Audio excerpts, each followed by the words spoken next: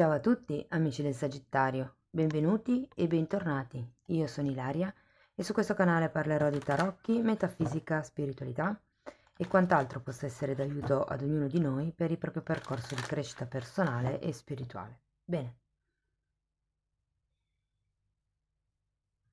mostrami Sagittario, tendenze energetiche generali per la prima metà di maggio. Abbiamo il diavolo, amici del Sagittario. Potrebbe essere un periodo un po', diciamo, costretto. Quando c'è l'energia del diavolo di solito si sente un po' di condizionamento, potrebbe essere dovuto all'ego, dovuto a una situazione, ehm, ai propri pensieri e alle proprie scelte anche.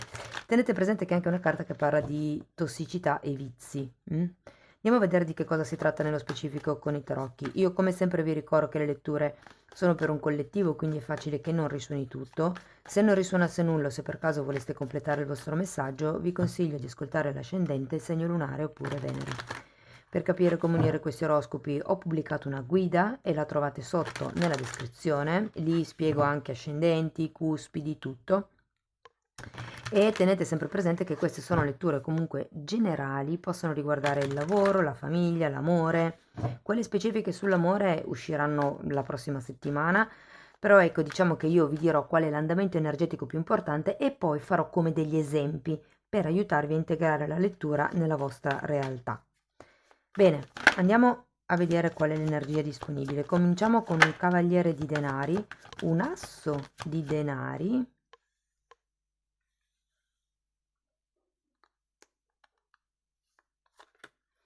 10 di bastoni, 5 di denari,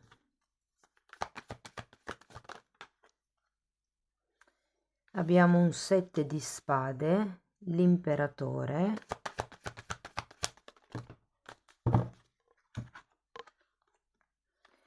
4 di denari, 8 di spade e regina di spade. Allora ragazzi, devo dire che questo cavaliere di denari potrebbe rappresentare una persona intorno a voi o magari potreste anche essere voi. Diciamo che è un'energia molto prudente che va a rilento. Io in realtà qui ho come la sensazione che ci sia un nuovo tipo di relazione. Per qualcuno potrebbe essere lavorativa, per qualcun altro potrebbe essere, diciamo per adesso, qualsiasi altro tipo di relazione, anche perché potrebbe essere col padre. La sento poco con i parenti paralleli, quindi fratelli e cugini, quindi o partner o capo o famiglia. Adesso andiamo a vedere cosa ci dicono anche con i mini tarocchi, così riesco a darvi delle sfumature in più. Però qui è come se ci fosse un nuovo inizio potenziale con questo asso di denari, insomma. Andiamo a vedere carta per carta. Partiamo da questo cavaliere di denari. Cavaliere di spade e asso di pentacoli. Io credo che qui sia una relazione di tipo pratico, concreto, un qualche nuovo inizio concreto o all'interno di una relazione che già esiste o con una persona nuova. ehm, che devo dire, sì, è prudente, ma è come se fosse, c'è una sorta di determinazione in questo nuovo inizio. Andiamo a vedere l'asso di denari. Abbiamo la carta della forza e la sacerdotessa. Allora, siccome è un asso di denari, molte volte parla anche di aiuti di tipo divino, di aiuti inaspettati. Sento che potrebbe arrivare veramente un input, un nuovo tipo di strada da percorrere. Avete anche la sacerdotessa. È un po' come se vi desse questo consiglio di guardare nel lungo periodo e è anche un consiglio a non, diciamo così, tra virgolette, perdersi in quello che potrebbe essere giusto o sbagliato, perché è quello che definisce la mente, ma semplicemente rendersi conto che una cosa c'è. Andiamo a vedere il 10 di bastoni.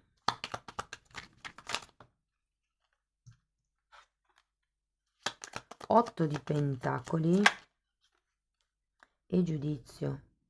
qui c'è una situazione concreta che si vuole lasciare indietro. Può anche essere che ci sia questo asso, questo nuovo inizio proprio in previsione di chiudere con qualche cosa che magari non vi soddisfa più, potrebbe essere qualche questione che nel quotidiano vi crea un po' di tossicità, per qualcuno potrebbe essere chiudere con certi vizi, con certe schiavitù. Vi ricordo sempre che il diavolo parla di schiavitù volontarie, cioè siamo noi che vogliamo rimanere in quella situazione, non c'è nessuno che ci tiene bloccati lì, quando c'è il diavolo. Andiamo a vedere il 5 di denari.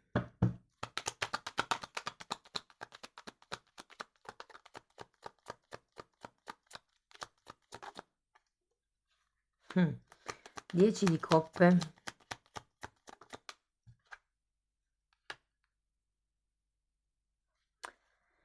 E 3 di coppe.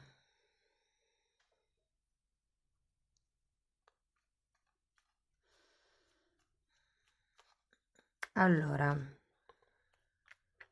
devo dirvi che qua mi arriva anche come una sorta di... o è una paura a tradire la fiducia di qualcuno, perché il diavolo può anche essere vista come una tentazione nel fare le cose, diciamo, con qualche scorciatoia, diciamo così. Guardate, io qui ho la sensazione che tutta questa prudenza, che probabilmente vi sta un po' condizionando, arrivi dal fatto che sì, volete iniziare qualche cosa, ma dall'altro lato probabilmente non avete delle basi solide e avete paura di perdere qualcosa o è come se ci fosse la paura che questo nuovo inizio sia come una falsa partenza. Ecco, arriviamo a 7 di spade perché è la carta un po' più spinosa della lettura, a parte il diavolo lì all'inizio. Abbiamo l'imperatrice, temperanza e torre. Allora ragazzi, devo dire che qualsiasi tipo sia la relazione familiare, piuttosto che lavorativa, piuttosto che di coppia, all'inizio di maggio, quindi la prima settimana di maggio, sembra esserci questo nuovo inizio, questo nuovo potenziale, questa volontà, la voglia anche di iniziare, anche se con prudenza, però sì che c'è questo inizio e per certi versi anche la volontà di lasciarsi indietro certe sofferenze, certe carenze, certe cose che nel quotidiano probabilmente pesano un pochettino. Nella seconda settimana di maggio invece devo dire che se fosse una situazione familiare, ragazzi, qui soprattutto se ci fosse una situazione tra madre e padre, tra genitori per capirci, ci potrebbero essere degli altarini che vengono a galla e da qui la torre che fa crollare tutto questo diavolo, questo ego.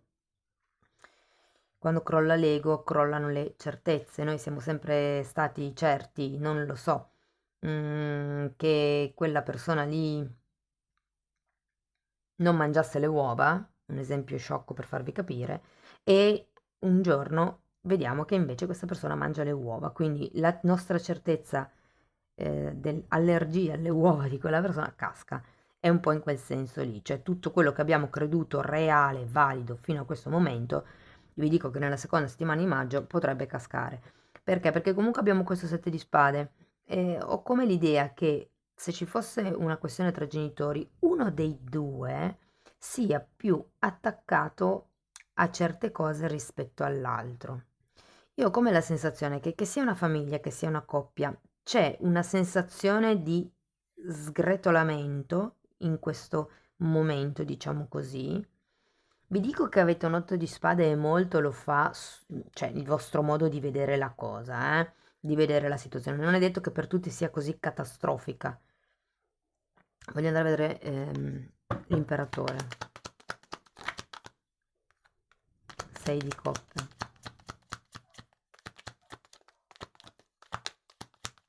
È come se ci fosse questo nuovo inizio che fa fatica a partire perché ci sono delle cose da mettere a posto, perché io credo che qui ci siano anche delle cose da scoprire, da portare a galla, potrebbero anche essere cose molto vecchie, vi dirò. Sono questioni pratiche, eh. Andiamo a vedere il 4 di denari.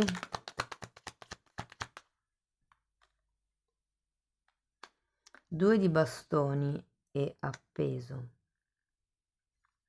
Allora, devo dire che nonostante il momento di defiance che vediamo qua, terminando con l'appeso al contrario e la regina di spade, che voi qua non vedete tanto, ok? E terminando con la regina di spade, sento che qualcuno prenderà in mano le redini della situazione e nonostante mi verrebbe da dire questo 8 di spade che pesa e anche il 5 di pentacoli pesano perché sono carte comunque che parlano di qualcuno che ha pensieri negativi, che ha un po' questa sensazione di essere vittima di una situazione, ha la sensazione di essere bloccato, legato. Vi dicevo che comunque la carta del diavolo parla di schiavitù che è volontaria, cioè ci si sente intrappolati, ma in realtà perché non si fa niente per cambiare, ok? E qui invece con la regina di spade e l'appeso al contrario si sblocca qualche cosa, perlomeno a livello mentale. Quindi, ok, mi rendo conto di questa dinamica, mi rendo conto che c'è un disequilibrio e cerco di capire come riequilibrare tutta la situazione.